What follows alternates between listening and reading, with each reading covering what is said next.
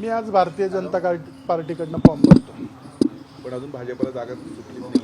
नाही, यापूर्वी मला आमच्या नेत्यांनी, आपल्या राज्याचे मुख्यमंत्री देवेंद्रजी फडणवीस साहेब असतील, राज्याचे प्रदेशाध्यक्ष रवींद्र चव्हाण जे असतील आणि आपल्या जिल्ह्याचे उत्तर महाराष्ट्राचे नेते गिरीश भाऊ असतील, त्यांची आणि माझी पूर्वी चर्चा झाली होती. ही निवडणुकीत मला उमेदवारी देण्याचा त्यांनी शब्द दिलेला होता.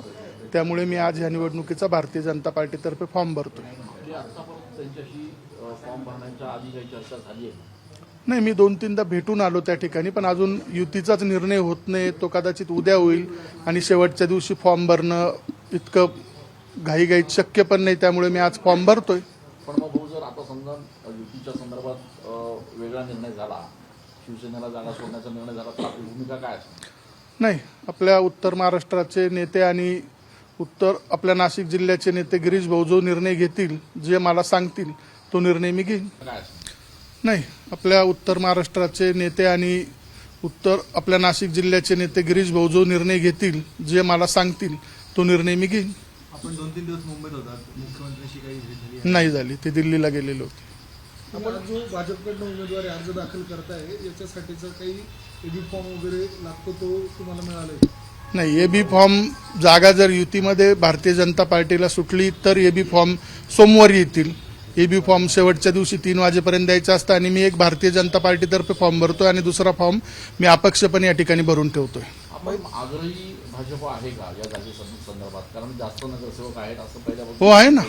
संख्याबळ या ठिकाणी अधिक असल्यामुळे 100% भाजप या जागेसाठी आग्रही आहे. आपण 2 अर्ज भरलेले आहेत. गिरीश भाऊंनी शब्द दिला होता. आता परिस्थिती अशी आहे, तुमचा शब्द जर पाळला गेला नाही, जागा शिवसेनेला गेली तर त्यावेळेस गिरीश भाऊंशी आणि आमच्या पक्षाच्या नेत्यांशी बोलून त्या ठिकाणी निर्णय घेऊ. अपक्ष लढणार तुम्ही? ते सांगतील त्या दिशेने जाऊ. ही जागा लढायचीच असं ठरलंय, मी ठरवलंय की मला लढायची. मैत्रीपूर्ण पण. नाही, आता तो निर्णय पक्षश्रेष्ठी घेतील.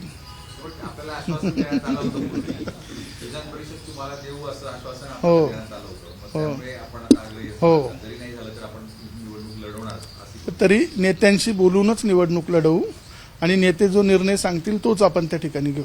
मागच्या वेळेस सारखा काही वेगळा प्रयोग महाविकास नाही, मी कोणताही प्रयोग आता करण्याच्या मनस्थितीत नाही आणि मला करायचा पण नाही. तुमच्यासोबत निलेश ओरा पण या ठिकाणी या स्पर्धेमध्ये आहेत. हो. ते काय बोलू शकतात? नाही, आम्ही दोघं चांगले मित्र आहे. जर भारतीय जनता पार्टीला जागा सुटली तर दोघांमध्ये ठरवून घेऊ कोणी लढायचं. त्यांच्यासाठी पण फॉर्म घेऊन ठेवलेले, ते फॉर्म पण माझ्याकडेच आहे. बापू शेठ पिंगळेंनी पण फॉर्म घेतला. आज त्यांनी नेलाय, पण तो त्यांचा निर्णय ते घेतील. आमच्या दोघांपैकी एखादा निर्णय आम्ही दोघं घेऊ. ओके. एबीपी माझा, उघडा डोळे बघा नीट.